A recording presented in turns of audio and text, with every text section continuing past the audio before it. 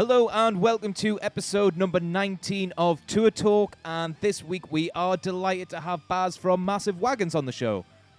Wagons were actually one of the bands I used to play alongside on unsigned shows the best part of 10 years ago when we were all just starting out, and it has been awesome to see them go from strength to strength over the years. It is amazing to see a brilliant and super dedicated band reaping the rewards of their relentless hard work. So naturally we begin at the beginning and learn how Massive Wagons started out playing covers in local pubs with zero knowledge of the industry and learning their way together as a band from the grassroots right up to playing arenas and major festivals. We also learn what it was like for the band to have all their momentum building towards their first ever headline tour in Europe cut down by COVID and a global pandemic, and how they came to the decision to release their latest album, The Brilliant House of Noise, during a lockdown. We are finally able to start looking forward and discussing what it's like to have already played a socially distant show and to be on the cusp of returning to Download for their pilot event to 10,000 people. Thank Christ. New episodes of Tour Talk go live every Monday, so please subscribe, comment, and like if you enjoy what you hear, and help us spread the word by continuing to share this with anyone you think will enjoy. This is Tour Talk. Thank you very much for giving us some time, Baz. I really do appreciate it. Absolutely, no problem at all. We have actually taken a little break, so this is the first one we've shot in a while. So I thought we might ease into this by talking about another podcast you've just done. Because I think the first time I ever saw Massive Wagons was at the Baker's Vault at a John Scanlonleaf promotion show, I think. I think we may have been on the bill. And obviously I saw that you did John's podcast quite recently. I'm just kind of thrown back to what it was like when, that must be 10, 12 years ago, maybe, something like that. I don't know. I don't know if it's quite that far. It'd be 7 or 8 years, I think. Yeah, we played. I mean, the first time I ever saw you guys, Healthy Fair, will have been at the pub in Lancaster. Yeah. You used to play there quite a bit, didn't you? We did, yeah. I do actually. It was one of the questions I had for you because I do remember. Oh, sorry. No, it's good. We'll jump in there first.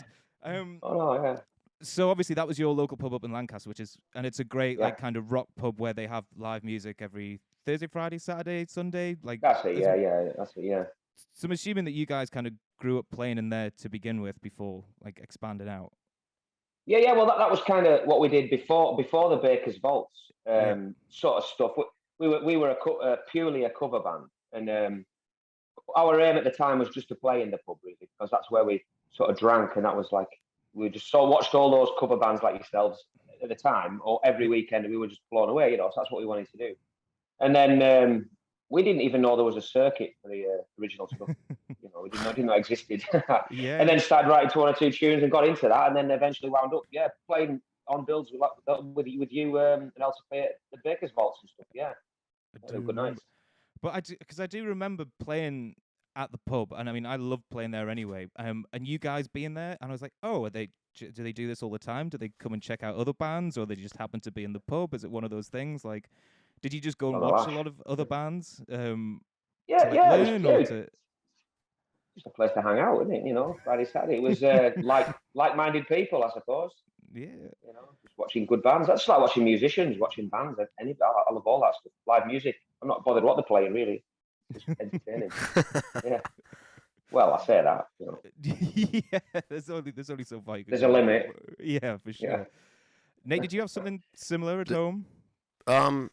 Not yes and no. It's very divided in the States. It's there's sports bars with cover bands that play, and everyone there's miserable. The sports fans that are trying to watch it on the tube are miserable. The bands are miserable. And then there's hard ticketed venues, but it's not as cultivated as in the UK, where you can kind of start in a 75 cap pub and then go up to the 150 cap. It's not as groomed. It's kind of more like a free for all. But I do remember actually maybe in 2013 or 2014, the first time that my old band Lionize was playing in the UK, every single fucking small room we went to, Massive Wagons was playing and had kind of sold out or sold a bunch of tickets to the bigger room. So it like haunted me, for the whole tour. And I had to, that's how I discovered you guys. And I at first I was very angry, and I was like, well, why are they? Who are these guys? Like play, you get that little pang of jealousy, and then we checked it out, and we were super into it. Yeah, that's cool to hear that kind of thing. Yeah, I mean, we did spend a lot. We did spend a long time, like at the grassroots level. This was the first band that all the guys in the band had been in. So we weren't a group of musicians that had come from other bands. And, we started from the bottom together and took a real long road, and played so awesome everywhere. That's my favorite. That's my favorite story, though. Is when a band like, I'm sure I said it a million times on this podcast, but I'm very good friends with the Clutch guys, and they're one of the few bands I know that started together in their, it was their first band really, and then that they've been the same. I didn't know that. That's very cool. Yeah, 30 years. Wow, yeah, what a great band. Yeah, and sometimes some people in magazines and whatnot have said it's taken them a long time to get here, but they're here now, and it's like, well, it has taken us a long time to get here, but we started from zero. Some bands seem to get there really fast, but what they forget is that the people in those bands have already got the knowledge of how to get there fast from other bands that have failed, have been in, or they've split up or whatever. Right. I didn't even know what a promoter was. I didn't like I said to Darryl, I didn't even know there was a scene. I didn't even know it existed. So, but you learn everything together, and I think we've got to this point where, because we've gone through that, where we are at the moment is precious to us. We've built this thing kind of, it means a lot. So that's good. Nobody's come in and last minute, and it means nothing. It's taken that long to get here. None of us want to mess it up. No, I mean, if you knew us, that would be an easy thing to do. I mean, like you said before, but you did it. I mean, what obviously, like you mentioned before, that we happened to play on like the same bunch of shows like a while back, like right in the early days for you and stuff. And I think like the reason why like I really admire what you guys have done is that like for like way back then there was a load of bands who were all kind of like chipping away and trying to push and reach that next level. And I think like I always just really admired it. And what I had a pang of jealousy for me was that all of you guys seemed to be on the same page. You were all the same level of driven. Like you all knew what you were trying to do, and that was the main goal. And as much fun as I had with my band, and we had the guys on the other week, I think that's where we kind of really fell down, that there wasn't the same level of drive throughout the band. And I think that's literally the main thing, that resilience to keep going, to keep believing. And you guys have that in spades from what I can tell. And like you're just totally deserving of like where I know it's people. The fact that people like kind of use that it's taken a long time as a way to slight you is bizarre, because I feel like it's much better that it shows so much more commitment to your craft and what you do, that you've been willing to stick it out that long. Like I feel like that's like a commendation more than a way to like neg you. I mean, that's crazy. I mean that hasn't been said a lot. I mean, I've only read that a couple of times, and nothing like that really bothers me. It is what it is. But I mean, we were so green, everything was amazing, absolutely amazing. So everything that we managed to achieve with the band over the years, no matter how small a sort of a rise we were on, everything, we just were blown away. So, we'd get this gig somewhere, a promoter would like us, invite us back somewhere. We'd be like, yeah, this is great. The success is just around the corner. Well, obviously wasn't, but we just kept going, and we enjoyed it. I suppose we had nothing better going on, really, and we just found that we were making progress, so we just stuck with it. And all bands, it has been a bit rough at times. We nearly knocked it on the head before the earache thing happened, because we've got families now, and things take priority. And I thought, unless the band is a massive, is a serious part of what we do, our lives, then it can't get in the way of our families. But then we've got the earache thing and decided it could might go somewhere here, who knows? So we'll stick with it for a bit longer. Yeah. So I can imagine that like the little things along the way that are the things that keep you going, just the little wins here and there that have slowly actually started becoming bigger wins along the way. So obviously, like getting a deal with Earache is a massive win. It's not a little thing. Like it's an amazing thing to achieve. I mean, we've mentioned the pub. I mean, it must have been awesome them putting that mural on the side of the pub, like for Full Nelson. I mean, just things like that must be like such a win, like such a way to kind of like consistently want to keep working with the band and keep pushing it, like no matter how difficult it gets.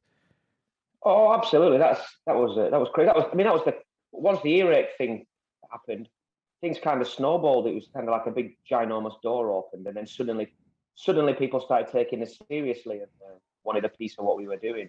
And selling more tickets for gigs is a big thing, you know. Yeah. And then we have a great manager, and he just managed to capitalize on everything and take advantage of every little success. And here we are. Yeah, it's just been amazing. It still blows my mind that I think a lot of it was because we come from like a backwater town, and it's just amazing. We rarely went to Manchester, you know. So you get a gig in Manchester, it's like, Yeah. we're going to go and play at Grand Central in Manchester. This is so exciting. Some people that have been so boring and dull. We were like, right, we've got to take this really seriously. We take it dead seriously, you know. Yeah. And you know, we were easily pleased. Maybe that's what it is. Yeah. Nate, did you see that the pub that we were talking about originally when the guys it's released? insane. You saw the photos and stuff in the press. It was amazing. I mean, just to see the, I mean, mainstream's like that's a loaded word, but to see the kind of mainstream success that you guys have had crossing over to where like a lot of people know who you guys are in the UK, and it's definitely starting to spread into the States, you know, via Earache. And I think you nailed it on the head, I guess. The only bands that I see that truly get what we're talking about success, you know, I mean, and I use air quotes because it's different to everyone, but I think success truly only does come to the bands that do think every milestone is a beautiful thing and don't take for granted the fact that, yeah, you live an hour or 2 hours away from this venue in Manchester and you're playing it, and what a cool thing if 10 people or 5 people come out, and then all of a sudden it's 100 and 200 and 500 and 800, and there's no that is success for any younger musician or band that's listening to this. That is success. There's no finish line. You know what I mean? You just no, yeah, agree. You cultivate. I agree. And you keep, as long as you can hold in your heart that those things are beautiful, then you'll never lose. You never lose. No. I think all fans of rock bands love a journey as well. I've always said all the greatest bands all have an amazing journey. You know, they were never. Yep. You know, that's why they make these amazing documentaries about great rock bands, because there's a wonderful story to tell, and rock fans love a great story, don't they? And we have told our story loads of times, but people are genuinely interested to hear it, and about the sort of working lads kind of done good of it. Really, that's the whole sort of thing. People like that, don't they? People get behind it, support it, and that's where a lot of our support comes from. You know, because we don't have any. I mean, fair play, whatever. I mean, some bands have big backers or people in the bands with lots of money, or they might have a member of the band who's from another band, a heritage band, you know, some old band, and they get a bit of success that way. That's fair enough, whatever you want. But we truly have come from. We don't. Well, none of us have any money, and none of us have had any connections in the business, and I've certainly have nobody in the band who's ever done this before. So you were dead proud of what we've achieved. You should be. None of that. Too right. You know. So swinging back then to nights like the Leaf Night at the Baker's Vault, where you're first trying to get out of Lancaster and stuff, like, especially in Manchester, there was a lot of promoters, and we've discussed this before, who did the whole pay-to-play thing and essentially would just, like, kind of not take advantage of bands, but wouldn't actually promote shows. They would just get 3 or 4 bands on to sell 20 tickets each and then fill a room that way instead of actually trying to push it. So, like, how important on nights like the Leaf promotion nights, where it's actually somebody who cares, who's actually trying to put, like, bills of bands that are similar together and actually trying to create a scene and a vibe and something in that venue that people will go to week on week and just come and check out bands? I mean, first off, we were very, very lucky. I can honestly say, over all the years, we only got roped into playing one pay-to-play gig. That was it. Wow. And I know there was a big fuss about it, but we never came across it, really. Just one night in Manchester somewhere. We didn't sell any tickets. We told us to fuck off and just played. And that was it. You either want us to play or you don't. We're not really bothered. But yeah, we were lucky. We never really saw it. But John Scanlon, genuinely, I loved playing shorts for that guy. He would absolutely go out of his way to make sure he paid us out of his own pocket more than once. He was like, look, lads, we've had a whip, because he used to pay us. I think he'd have a whip round the pub or whatever, and then he'd say, look, lads, we've only got this much, but I'm going to put some money in for you guys because I love you to come back. And I'm like, wow, John, that's amazing. Thank you so much. Then he would just go back and play for him whenever. No problem. Got a great just play our socks off. He's a great guy, and he's still doing it. He must be doing it. Crikey, I feel sorry for. He must get some enjoyment that I don't know about, because I couldn't do what he does. He must do it. It would absolutely drive me up the wall dealing with prima donna bands. There's plenty of them around. It would do, man. He must have a serious passion for it. Fair play to him for that. Yeah. So who was it in the band who started like reaching out or like trying to find new places to play, or was it quite organic, or did you just make it like a concerted effort to do it? To be honest, Dario, a big step up was talking to you. I don't know if you remember, donkeys years and years ago, when we were like, right, we need to start getting some contacts because we don't know anyone.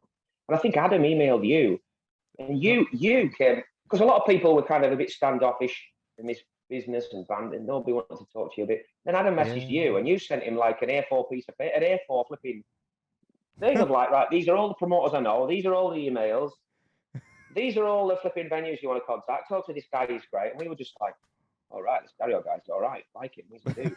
And honestly, man, it was like brilliant. Thank you so much. I really appreciate that, And then there you go. We contacted a few places, but that's how it has to be, and that's kind of always been our attitude. If anybody ever asks us any bands or anything, wants to know anything, I'm like, yeah, well, I'll fire away. I'll tell you anything you want to hear, who you want to talk to, no problem. That was a big help. I do vaguely remember that. Like, I'm glad that I did something right for once. That's quite nice. I remember it. I remember all these things. It's mega. I mean, because obviously we ended up having you guys come down to Manchester a couple of times, which was killer. Like the Crack Gallery. Like I forgot that place exists. Like, I mean, we played some strange places in Manchester. Like I booked a converted art gallery for like an EP launch show, Nate, and it had like the worst loading. Like the stairs were like this narrow and like this steep, and trying to I didn't think it. This is how I learned how to book shows and stuff. Like like venues that are 3 floors up and you have to carry 8 pretends upstairs aren't ideal for gigs. No. It was good though. It was a good night. Yeah, no, that's really cool, man. Thanks. So going from all of that to then, how do you take what you've learned from all of this to eventually play in arenas with like Lynyrd Skynyrd? Like that's a long way to go, man. I mean, that's amazing. Is that like the biggest win at like the part of the end of the rainbow kind of thing, to tick something off like that? Yeah, definitely. That or Download. I mean, Download was just it. So much. It's just so pie in the sky. You just never think you're ever going to get on that, because that's just kind of like so cool. You know what I mean? Yep. Like, really cool. That's the cool play. All the cool bands play at Download. They're not going to have us on. They're never ever going to get there in a million years. Never dreamt we'd ever play there. And the first one we played there in 2018, it's just mind blowing. Yeah, I've seen the footage, man. I mean, that must have been, again, such a moment where you're like, oh shit, all that hard work's actually kind of worth it, because, I mean, that tent was slammed, wasn't it? And everybody the place blew up for you. It was mental, absolutely crackers. It was 20 minutes to set, and it was like 2 minutes. It was amazing. It was amazing. And the arena thing came around. I think a guy called Dan Tobin, who works for Earache, who worked there anymore. He works with Blackberry Smoke, and we kind of mentioned to Dan, we've seen this status quo thing, the Skinner things come up, and he said, oh, well, Blackberry Smoke has supported Skinner a few times, and I know Blackberry Smoke, and I'll see if maybe we can have a word here, and they can have a word there, and a few words in here and there with different people, and and it came back, and they said, checked us out, and he said, yeah, you can have it. What's your price? He said, he said, how much will you do it for? We were like, I have no idea. We've never played an arena before, so I don't know what people get paid. So we put a price in, and they were like, yep, no problem. So immediately we thought, oh fuck, you undersold yourself. And then they said, by the way, you've got to supply all your own monitors and all this kind of thing. And we thought, oh crap, we're going to absolutely bankrupt ourselves here. But no, we got around it, and some connections and people, calling from favours and whatnot, and we managed it, and it was amazing. But this is like a really, really interesting aspect of it. That how do you go from, and how do you learn what to do, having played pub shows and then club shows and then small festivals, the major festivals, and then you eventually play an arena? Like, it is just a learning process the whole time. I mean, how do you take what you've already learned and then go into like a new area and try and put your best foot forward? I mean, were you winging it more or less, or? Well, to be honest, it was good when we're at the arena stage. We were at a level where we can completely focus on just what the band does. We had to have professional crew. We had a team of about 4 or 5 people, so we could completely forget about everything else, which is the first thing. We don't have to worry about guitars, setting anything up. That's great. Sound check, and then it was a big stage, but I mean, all the other bands had all their gear on, so it wasn't as big as you would think. We didn't have that much room to run around. Mm-hmm. But I always found the smaller pubs a bit harder, really. Playing down the West End of Morecambe to a bunch of fucking people, Sunday afternoon drinkers who do not want to hear Judas Priest, shouting and throwing stuff at you or whatever. That's a lot harder than running around a stage to people who want to hear rock music. Just look at people and cover as much of that stage as you can. That's all I do. Just walk around left to right, point at people, fucking wave your fists about, kick your legs in the air, look people in the face, and just sing your head off. There's nothing to it. That's working class advice if I ever did hear it. Amazing. I think the best bit of advice in all of that is that you just employed people who knew what they were doing and let them handle it, which I think is a massive lesson for some people, because I'm sure Nate could take something from that at some point. You've probably gone into stuff and wanted to try and handle as much of it as possible, and then realized that maybe you should have got help or employed some people too. Every single time. Every single fucking time. From designing your own T-shirt, and it takes 4 months, and everyone in the band has to vote on it, and then you go back. It's a nightmare. Or you're learning it's the same thing with fuck it, we won't pay it $50 a night for the merch guy, and then we're gonna run, and obviously you have to spend a few years doing it yourself. But when you get to that level where you're Leonard Skinnerd's asking you to play arena shows with them, you can't have that same mentality of like, we're back in the pub and I guess we can just throw up merch and we'll run to the merch table could be 300 yards, 300. It's the other side of the arena, or the arena's selling your merch. It's all, you just hire good people. Definitely. I mean, nobody, the arena thing was a bit of a mystery. Nobody really told you what went on. Although you're supporting people, it's basically your stage for that length of time, and you deal with everything. We would have turned up with a van with guitars in and expected to, where do we plug the amp in, mate? That's not good. You need apparently if you don't get any lights unless you speak to the right people. You have to speak to we had to speak to Leonard Skinner's crew and buy him a bottle of whiskey. So we would we would do our lights, or else we would have had no lights, and we would have had the house lights on as well. Which is, if you go to an arena, sometimes the opening bands have the house lights on, unless you fucking cross the right guy's palm with silver, and you get the house lights turned off. There's a bit of politics going on. And we wouldn't have got a backdrop. We got a digital backdrop up because we spoke to the right person. Again, bought him I don't know, whatever he fucking wanted, a new pair of shoes or something. I don't know. And but we got a guy in who'd worked in arenas before, and he knew how all this worked, and he was going, you got to do this right, or else you get nothing. Nobody gives you nothing. You've got to figure it all out for yourself. So we were. That's also great. That's amazing advice, Bez. I have to say that a bottle of whiskey goes a long way, and it doesn't have to be a bottle of whiskey, but the idea of like, listen, these other guys and all these people out there working on the same tour as you, they're not working for you. They don't owe you anything. So to learn how to interact and ingratiate yourself is what it's the golden rule, right? It's how you want to be treated. Yeah. So you have to treat those people the same way. Yeah, well, these guys are doing enough work for the headline band. They're not working. Yeah, you said they're not working for you. That's extra hours they're putting in for you. Yeah. You have to go and say to him, look, man, what can we do here? Do you mind? What can we get you? What can we sort you out to help us out here? And he was a very nice guy, and he said, yeah, buy me this. I know I'll do your lights every night, no problem. Holy shit, amazing, gorgeous, marvelous. I mean, and it's a funny little story, Dario. A funny little story about the merch you were saying.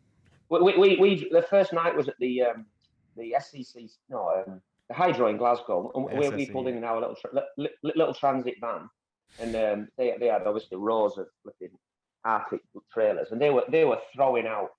These guys were throwing out boxes and boxes and boxes of merch. We had 2 suitcases full of merch for the whole tour on wheels. Yeah. We walked up to this desk and said, "Where do you want our merch?" There was like thousands and thousands of boxes of merch. We felt like some small fish. It was unbelievable. We've got 250 t-shirts. Where do we put them? Did you sell them all? We did all right, yeah. But they did take. But I tell you what, they do take a hefty chunk of flipping merch backs at those places. Let me tell you. This is another lesson. I mean, this is what people don't understand: is that obviously the venues sell the merch for you at venues like that, and that costs money. So all of us, that's why t-shirts are like $50 at these shows, because the venue takes 25 to 30% depending on what deal you strike with them. Yeah, definitely. Yeah, they were going, "Oh, you've made £1,100 tonight. That's wonderful. Here's £800." Okay, thank you very much. Yeah. Where's the fucking rest of it? There you go. But you just got to take it on the chin and think about what you're doing in the bigger picture. It's about the bigger picture. Yeah. I know a band. I know an artist. That I can't say who it was, but they were doing arenas in the States, and they do very few shows every year. This artist, and he personally found out that the arena was taking a 40% or 35% commission on all the merch. So he pulled all the merch. He said, "Fuck, we're not selling merch at the show." Had his tractor trailer and tour bus pull around 2 blocks up from the venue, and told everyone in a fucking arena, 15,000, 20,000 tickets, said, 2 blocks up on this cross street, our merch store is open for business. So if you want official merch from the show, you can go buy it 2 blocks down, and they did. Magic. People did. That's great. Thousands of people went down across the street to buy merch out of his truck. Wicked. That's a great idea. That's brilliant. We did actually, that kind of idea did cross our mind. We did think of that. We thought, well, why don't we set up in a pub nearby and sell our merch in a pub or outside? But in this country, you get the old t-shirt scalpers outside, sell. You do. And it's a bit of a gang related thing, and we didn't want anyone beaten up or kidnapped or anything because we're selling on their patch or something. So I could also imagine the cash being handled in the pub would lead to really good nights in the pub and then not a lot of bottom line the next morning. As great as an idea as that sounds. Yeah, it would have been the same percentage. Yeah. You would have gotten 11 for it. You would have gotten 1,100. You would have sold 1,100 quid in merch, and you would have walked with 8 because of the fucking bar tab. I think if you're and our merch guy can't stand up. Yeah. I think because what we try and do on this is at least educate the listeners a little bit onto what it is actually like on tour, and I think learning how to handle yourself at bigger shows where you, like you said, you guys just turned up in a van and you would have just been like, where do I plug my amp in? Trying to understand the politics and the dynamics that go on, because space becomes a really important thing on stages where you're allowed to go, where you're allowed to put stuff, how to handle yourself with the lighting guy the lighting engineer I've learned of the headline band. He's not watching. So it's really cool to hear you, literally just tell us how you learn on the fly about all these kind of things, and I'm assuming that's basically what you've had to do throughout. Is nobody tells you this stuff when you go into it. This is how you handle yourself at this venue. This is what it's like being a support band. This is what it's like being a headline band. You just have to pick it up as you go. I mean, you can't. There are ways to learn on the job. Just just go into it and be a decent person and be nice. If you don't know something, just speak when you're spoken to, and just ask the right questions nicely to the right people. People generally will help you out. That's great advice. Just be the bottom band and go, look, what do we do? Where do you want us? We're not aware of this. Can you help us out? People are like, yeah, cool, no problem. Yeah. Don't go in with your fucking sunglasses on and you fucking, I don't know, shouting the odds that we are whoever we are. Yeah, you're nowhere. I always think about two things that somebody told me on one of my favorite tour managers of all time. He tour manages Steel Pulse. His name is Rich Neeson, and he said something to the effect of one day, he said, there's 2 rules on tour as the opening band. 3 rules on tour as the opening band. First rule, get the fuck off of stage a minute before you're supposed to be off of stage. Never, ever, ever. Don't cut 10 seconds into the changeover time, ever. Number 2, always be of service to everyone else on the tour, no matter who they are. If it's the headlining band, anybody needs a favor, anybody needs something, help them out. You see the headliner's merch guy carrying stuff into the club, go help him as the opener. Absolutely. And then number 3, it's the number 1 thing not to do on a tour, especially of that size. Don't fucking eat the catering before the headlining band has gone through and eaten the catering. And he said, if you follow those 3 rules, you'll be all right. Absolutely. They sound like golden rules. Absolutely. Yeah, totally. Yeah. I couldn't agree more. We toured with Thunder in Germany. I think we did about 8 dates. And Adam, our guitar player, is the world's biggest fan. He loves them. It was an absolute moment for him. But we completely, from day one, we completely kept our head down, kept out of the way, did all those things. And we were just spoken to. We did a good job. You know, like you said, you wouldn't, if your set was looking like it was going up to live, we would cut a song out plenty of time, get off the stage, just be as helpful as possible. And then after 3 or 4 days, they came to speak to us, and we got on like a house on fire. They were like, awesome. We were letting them weigh us up and check us out, you know, and do a good job, keep quiet, out of the way. Beautiful. And then they will come to you, and then you make friends, and then there you go. I think just so everyone's aware, like the really important thing about like making sure your set time is bang on is that there's so much that happens in that changeover between one band and another. Microphones get moved, different things get patched in, all the backline from the opening band has to get moved off stage. Most venues have like a curfew, like a hard curfew that if you go over it, you get fined. So that headline band has to go on time. So if you overrun and then you reduce the changeover time, it's like a massive faux pas on tour. Like you have to get out the way. Like that's fuck you, right? Yeah. Yeah, that's exactly what it is. So the way you can endear yourself to the headline band is by getting the fuck out the way on time or early, like you said. And I think that's just really important. Because I don't think people understand that. You know, when there's crowds are asking for one more song and like, no, we need to go. Or you see bands get cut. It's like they're getting cut for a reason. Like they've overran their time. The band who sold the tickets for the show is the headline band, and it's their show. Right. So, you know, you guys need to. That's why bands get cut sometimes. Yeah, just go in thinking you are nothing. You are less than nothing. You are a fucking bunch of absolute nobodies. You are lucky to be there. That's the mentality you need to have. We are here by the grace of God. Nobody fucking likes us. So, you know, the only way is up. That's it. God, I love it. Go back to the Baker's Vaults gigs, which was amazing because we got to a stage where we were kind of headlining those gigs at one point. We were like, brilliant. We're headlining these Baker's Vaults gigs. But then the bands we had them before us would all overrun. So we'd be traveling 2 hours to get there or whatever, and end up playing about 15 minutes because the assholes. Yep. And you hate those people forever. You'll never forget those bands. You hate them forever. No. It's true. Yeah, I've got more written down. Yeah. You don't have to write it down. It's burned into your memory because you're talking about it now 10 years later. Think about that. Yeah. It's fucking terrible.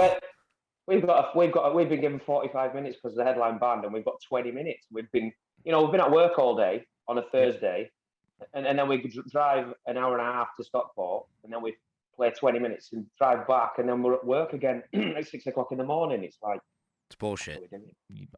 Yeah, but anyway, there you go.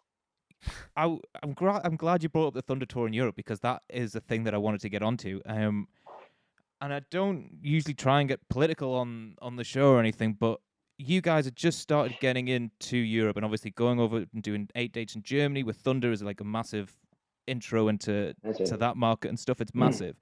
And I know you guys had a load of European dates lined up just before COVID hit, right? Mm-hmm. You were meant to be going over and so like I think one thing that the pandemic's done is kind of masked Brexit completely. And I think a lot of people have kind of forgot. But now looking at, I mean, I do a lot of shows in Europe and I'm thinking about how it's going to be for me now that the rules have changed essentially. Like, how are you guys thinking about it? Like, how does it affect being a band who's now got to go over to Europe and try and play shows and bounce from? I don't know. We've got a tour manager now. It's not my problem. Amazing. Right answer. Just joking. No, it's it is a worry. You know, we're at a level where what was most disappointing, we had this European tour, but it was kind of our first European headline tour, and it all got sort of kiboshed, and we were so worried because we had.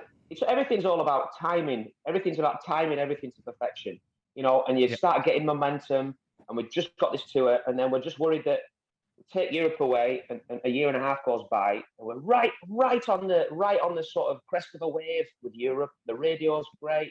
We're going over at the right time, and then it's like, take all that away. It's like, in a year and a half, will anyone care? So you just have to work extra hard to try and keep momentum going in Europe. I mean, it's all right. People say, no, it's all right. It'll be okay again in a couple of years. You'll be able to go. I'm like, well, yeah, I might be able to, but the moment might have passed then. You know, I might have to build up a load more momentum again. The album release is gone. You know, whatever. You know, I don't know. Deal with it, don't we? Yeah, so how was it like releasing an album during the lockdown and stuff? Because obviously you put an album out and then you tour to help promote the album, and one thing helps the other. And obviously the plan must have been to do those shows in Europe, then release the album, and then go back again once the album's out, and you keep building, don't you? So like, how did you come across the decision to release the record when you did? And like, did you try and factor in, we might be able to do shows again in 2 months after the album comes out, or did you have to think about all of that? Yeah. Well, it was a total unknown, wasn't it? No. Yeah, exactly. Yeah, we sat down and thought, we just recorded it in January. I don't know whether to release it. Nobody's ever been involved in a pandemic or a lockdown, as far as I'm aware. There was no rules. We couldn't look it to anyone else and think, well, they did it back then and they were okay. So we just thought, fuck it, we'll go for it. We had loads of things planned, you know, things on the road. PR things. We had a night booked at the Hard Rock Cafe in London, like a launch night. Wow. They'd got on board with it, and we were like, this is going to be mega. Matt obviously couldn't do that. We were going to launch like a beer, like a brewery in Lancaster. That got knocked on the head. Man. Loads of things got cancelled. But we thought, as cheesy as this sounds, we thought, you know what, people need a sense of normality, and people want music and need music. I can't shut up shop and just. And it could be a perfect opportunity from a selfish point of view to really stand out from the crowd by going for it and getting people behind the campaign. And people did get behind it. Like, it was amazing. Oh, you guys got an amazing response. It was unbelievable. I think we sold. I don't know. I don't know if I'm allowed to talk numbers here, but I think in the first day we didn't know whether it was the right decision. I think we sold about 1,000 pre-orders in about 2 days. Jesus, that's awesome, man. I couldn't believe it. I could not believe it when our manager told us. I was like, well, it was the right decision, wasn't it then? We just kept pushing, and it was amazing.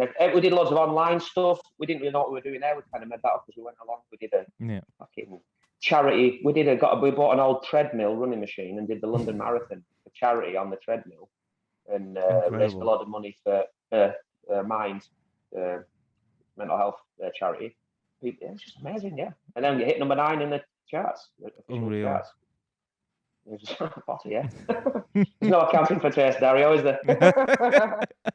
Hey, man, I just think it's incredible what you guys have done, man. Like, absolutely, and like, just having that attitude towards it of just trying to make something out of that whole situation. I think the people who've really done something with their time during this have really benefited. I think there's a lot of people who have been cautious or haven't known what to do, but I think if you go for it like you guys did, I think it's kind of it's paid you back in spades, really. And I mean, that the response to that album was awesome, and it was amazing to see. Like, it must have felt really cool. Like, it was crazy. I mean, we've not been doing it and putting this much effort into this long to just stop doing things for a year. Mm-hmm. It is not an option. It's not an option. We're not going to stop doing it. No way. And it was the best thing we could have done. I mean, the people at Classic Rock magazine, you know, we tried it. I love that magazine. We've been reading that magazine for years, and they got on board and got behind us. And like, I wound up on the cover of that magazine. I don't want to blow my own trumpet or anything, you know. I mean, I see my head getting a bit bigger, you know. But you know, that kind of thing wouldn't have happened, I don't think, if we hadn't have really stepped up during lockdown when everyone else was sort of being a bit candid and being a bit quiet and not doing things. We were shouting as loud as we could, and it was amazing. Yeah. It was great. Love it. Did you feel like you needed to do something? I mean, how we've kind of had this chat with most people because it's been such a surreal thing, but how was it for you? Like not doing shows, having to wait or like try and figure out what to do with the record and stuff. I mean, Yeah, it was weird, but it was kind of exciting once the ball started rolling. Like again, I keep saying about our manager, she loves a challenge. And she's just like she loves like doing crazy stuff outside the box. And we're like, yeah, we could do this, we could do that. And it's kind of exciting. Our backs were against the wall a little bit, and it just makes you, I don't know, it just brings out the best in you sometimes when you don't really know what you're doing, which is the story of my life. yeah, I think we can all like put our hands up and agree with that for sure. I think we're all in the same boat there. But how have you done without playing shows? Like, I know you guys did the live stream last week, and I know you've done a couple of collaborations and stuff. I've got to be honest, I'm sick of live streams. Sick to death of playing live stream shows. Agreed. To a camera, to a telly screen or a little camera. Horrible. It's amazing. It was great at first. People really, I'm sure people still do really appreciate it. People really got behind it. But for them, I feel like even for them, it's just old hat now. It's boring. We did it. We have actually played. We played last night and the night before at Chester Live Rooms. Did 2 socially distanced gigs, which was a bit weird, but you know, it was all right. Odd. The people were sat. People were sat in on. It was just like we were on the stage, and then it was like 2 chairs, 2 chairs, 2 chairs. So there was no tables. They were just sort of sat with their hands on their knees. It was like playing for some sort of committee. Wow. So weird. It was strange. We weren't allowed to encourage singing. We weren't allowed to encourage anything. Or they're like, don't ask people to sing. Don't get people to cheer. Wow. They were doing what they wanted, but we weren't allowed to encourage it, which is kind of half of our shtick, really. So we didn't. I had to tell some jokes, which didn't go down well. I'm sure you did all right. I'm sure you did. So it must be it must be really weird being on that cusp now of you did a live stream the other night, you've played a couple of socially distanced gigs, you're part of the pilot event at Download, which is mega.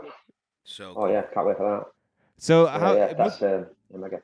It must just be such a weird time of like, what's right? Where's the world at? Are we doing live streams? Are we doing socially distanced gigs? Are we doing? Because there's 10,000 people going to Download, isn't there? I think there's 10,000 tickets on sale.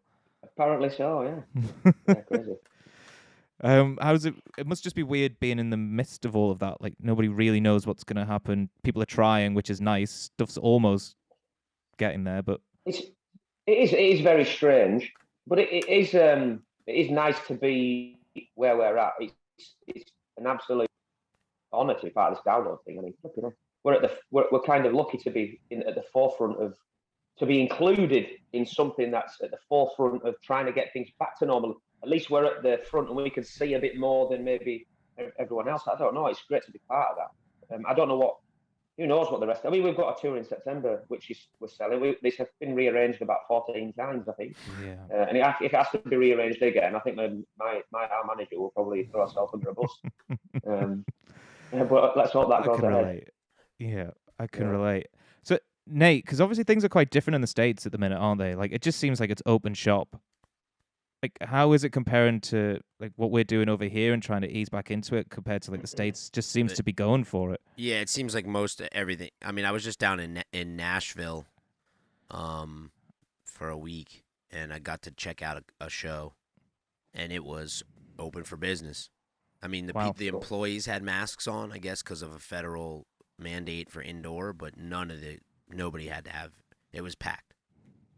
No rules. Okay. How do you feel? Is that your first? We're open for business, baby. Brilliant. But that was my first time seeing a show in a year and a half. Wow. Was he good? It was great. It was actually Blackberry. It was actually Blackberry Smoke. Right. Oh, wow. They were doing a private, not private, but it was like a radio event. So it was smaller than the cap of the room, but there was no restrictions. Yeah. Some band them, aren't they? Yeah. Oh man, and it blew me away. It was acoustic, right? But their acoustic setup is better than most people's full band setups, and it was really awesome, and it made me feel good in a way I haven't felt in a year. You know, it's such a part of human nature to see live music, especially if you're a performer. You want to see it and you want to be around it, and then definitely. Yeah, it was brilliant. It felt you didn't realise just how many basic liberties were taken away because of all this. You know, 100%. even just being able to walk down the street and go in a pub is like just the most basic of basic things you can do, isn't it? And not to be able to do that, it's bizarre. Baz, but download, because everybody's focusing on like the 10,000 people like at front of house, but what is this? Obviously, you'll have had a rider for the event and stuff. Is there any stuff going on backstage that's different? Are you allowed to mingle? Are you allowed to kind of be around other bands? Is it all sectioned off? Like, I think it's gonna be fascinating seeing backstage. I think it will be. I don't know. I mean, like when we played there in 2018, I walked through. We didn't play. We played one of the tents, but I did walk through the main stage backstage area. Played a pass for that. Just I thought, fuck it, I'm gonna go see who's knocking around.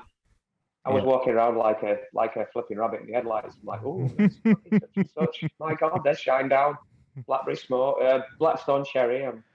Fucking Andy Coppy nearly ran us over on his golf cart. It's just mind blowing. He was. I don't know what it's going to be like. He did. He went, Mimi, get out of the fucking way. Sorry, man. I don't know what it'll be like. It'll be crazy. I don't know.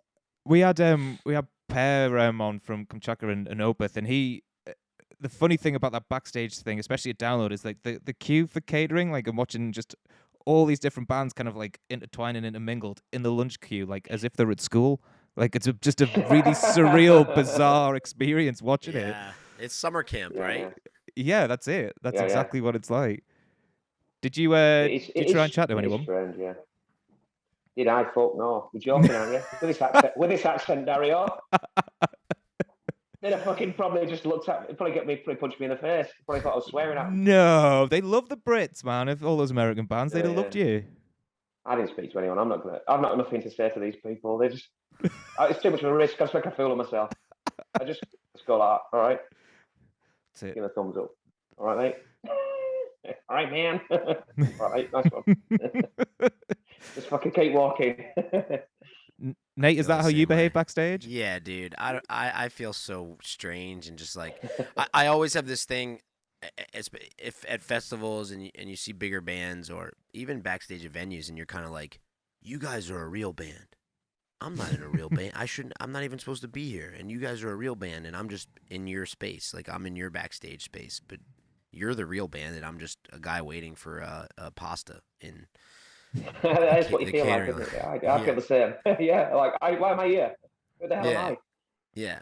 But I'm sure everyone in everyone to a certain extent, I'm sure feels that way about the person that they're standing next to. Because even Steven Tyler from Aerosmith probably has stood next to Paul McCartney in a catering line, and as big as Aerosmith is, he probably looks at Paul McCartney and goes, "Jesus Christ, it's a fucking Beatle," you know. Yeah. So. But Paul McCartney probably doesn't feel like that about anybody. He's the one guy. He's the sure. top. Yeah. For sure. Yeah. He's got his own lunch line. Definitely. He doesn't. Yeah. Paul McCartney doesn't queue up for his lunch. Fact. I hope he does. I hope he does. Well, you never know. I don't know. Yeah. He's a Scouser, isn't he? He's a Northerner. He probably does. He is. Yeah. Probably brings a packed lunch.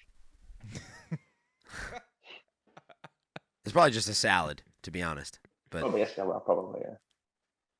Oh, that's wicked. Nate, you got anything you want to ask Baz? I guess the only thing that I'm just so curious about is what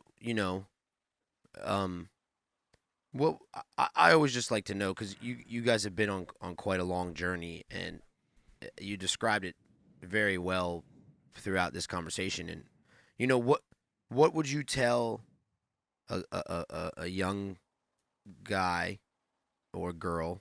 What would you tell a young person that's just starting out in music right now? They're having the thoughts about getting that band together to play covers at the pub. Like what's the best piece of, not advice, but what, if you could give them advice, what would you say to them? There's probably loads of advice, to be honest. Don't do it. I mean, certain elements of putting a band together are luck. You've got to have the right. We put together a band of friends, and we were all on the same level, so that was a great foundation. So you got to pick the right people to be in a band with. That's great advice. We stamped out the ego business right at the start. We were like, there's no room for none of that shit in this band. No egos. Did you actually have a Never have conversation been. about that, or was it a thing that you actually had to make a point of? Or Yeah. I don't know. I can't remember. It would have been a long time ago, but yeah, nobody in this band. I knew all the lads anyway. None of them do anyway. And always be when we're writing songs, don't fall out over writing songs.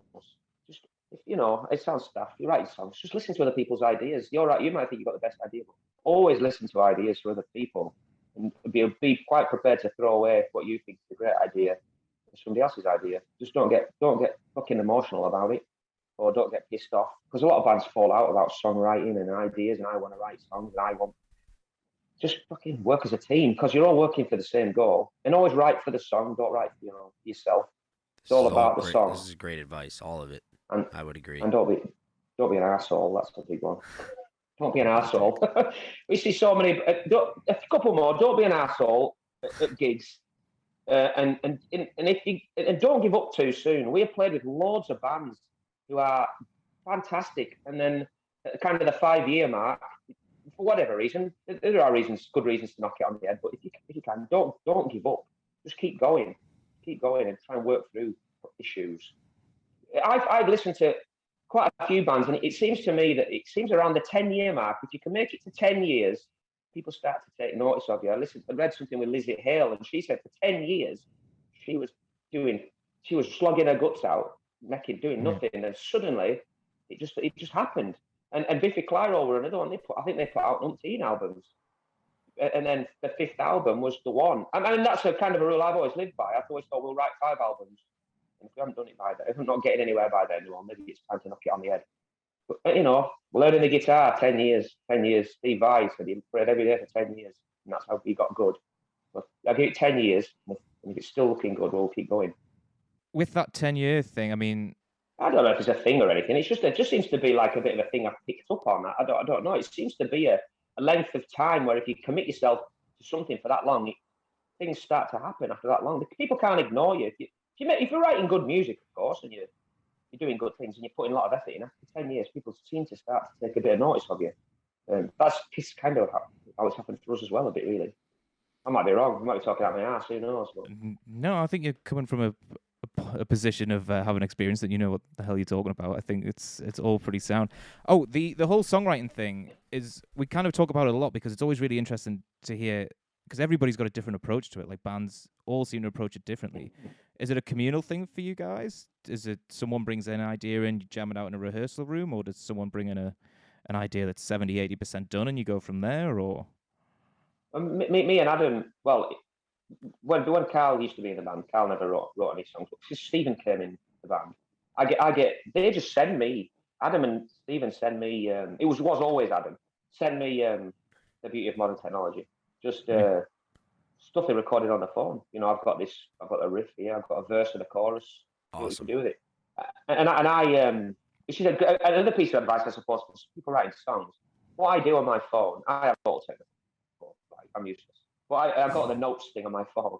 And if ever anything comes into my head, a word or a saying or a feeling or something happens or something I think might be a spark for something, I will write it down and then forget about it. I have a list of shit on my phone a mile long. And it's just random nonsense. And whenever I get a lick or a riff off Adam, I just go on this page and just screw through it or flick through it and go, yeah, well, I don't know what I was on that day. That's rubbish. Oh, what was I thinking that day? I like that. That's a good word. And it's just something. It's just a spark. Just write them all down. You don't have to do anything with them immediately, but they're all there, aren't they? That's awesome. That's how I do it. I think that's a lesson that all musicians have to learn, is that you have an idea or something and you're like, oh, that's cool, I'm not going to forget that, I'll come back to that later, and then you don't record it, or you do, and then you come back to it later and it's just gone. And in your head, it's the one you regret because it was the great idea that you can never remember. So writing everything down or recording, even if it's just a shitty snippet on your phone of you just playing it and it doesn't sound great, it doesn't matter as long as it's there to go back to. Because I mean, I don't know how good any of the riffs were that I've forgotten, but I miss them.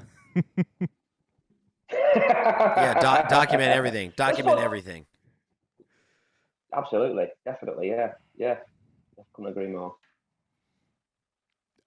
Dude, it's been awesome. It's been a pleasure to have you on the show, man. Thank you so much for your time. I hope we got there in the download end. it is awesome.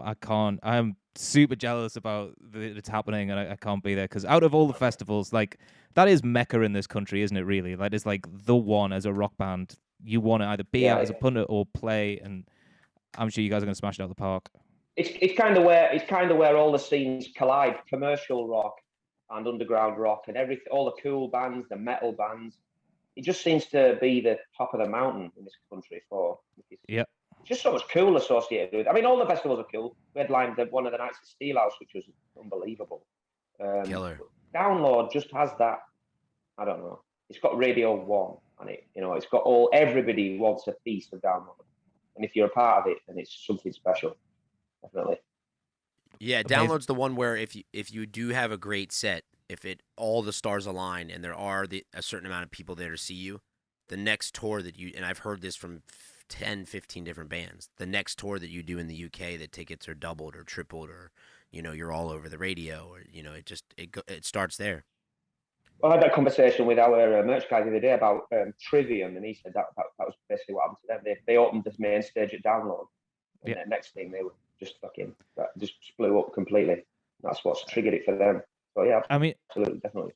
It's funny. I saw Thunder's final ever gig in the small tent at Download maybe 10 years ago, and they blew the fucking roof off, and they've never stopped since. Like that's what Download could do for your career. Like it was incredible. Just revitalized the whole thing. Totally, yeah. I was there for that. Yeah, absolutely baking up that. I think I remember about 3 bands that weekend. Thunder was one of them. I just remember Thunder and Steel Panther were on at the same time. Oh, they followed each other in that tent, and that tent was absolutely heaving for those two bands. It was, yeah. Thunder, I think Andy Copping get on stage with them as well. Yeah. At the end of that gig. I was with the arsehole, I can't remember.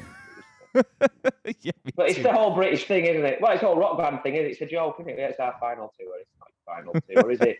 See you in 2 years. Motley Crue. Yeah. End of the road. Of course it is. Yeah. Okay. See you in a couple of years. Well, I mean, you haven't pulled that card yet, which is great. I'm looking forward to the next tour being billed as the final, not final tour. It's coordinated, didn't they? Did they do it in '86, the end of the road tour? I've got a badge, I think. It's like I still played shows now. It's amazing. Right. Amazing. Cool. Honestly, Baz, man, thank you so much for today. It's been awesome chatting with you. Thanks again, Baz. It's so nice to meet you, man. I'm excited to submit for one of your tours as a support and get rejected, and then I'll remind you that we did this together. And then I'll lord this over your head, and hopefully we'll see you out there. I can absolutely guarantee you that job, that deciding that has got nothing to do with me these days. I'm kept as far away from anything like that. I say the same. I say the same thing when I'm also don't want to take responsibility for the decision of breaking people's hearts.